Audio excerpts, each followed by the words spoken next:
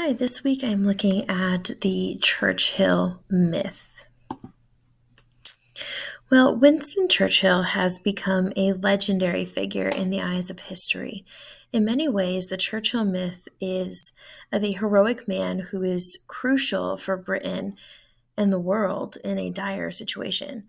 Some perceive him as a self made man who had a rendezvous with destiny. He has been viewed as indispensable in the pursuit and survival of liberty, and the savior of the West in the 1940s.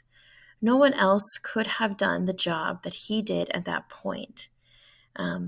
Similarly, his speeches are also seen as superb, showing much oratory techniques.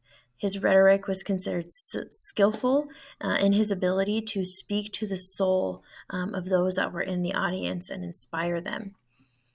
While he may not have been considered one of the greatest orators of especially of modern times, he still holds an important place in his ability to rally the people behind Britain's cause during an important and trying time. So this perspective of Churchill is often used by politicians to meet their own political means.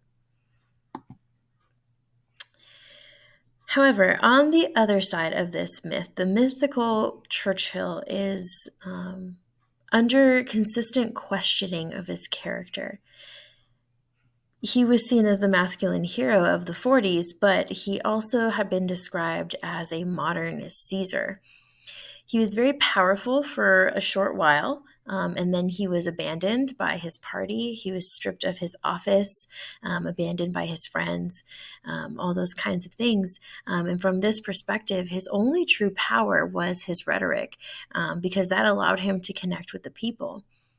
However, in his daily life, Churchill is often described as impulsive and narcissistic, and lacked any true concern for the people.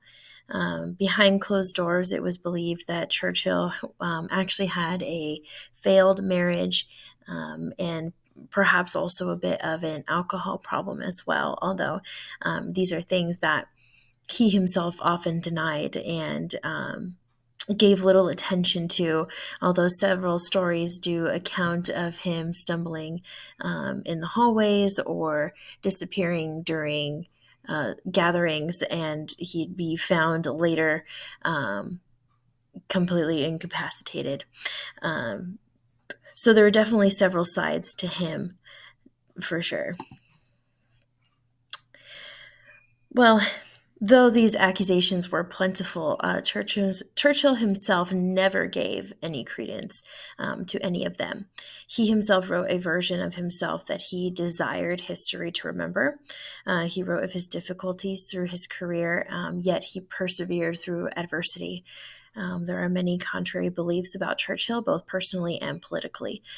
Through the many controversies, perspectives, and Churchill's own personal desire to idealize himself, historians may never be able to describe who Churchill truly was. And these are my sources. Thank you.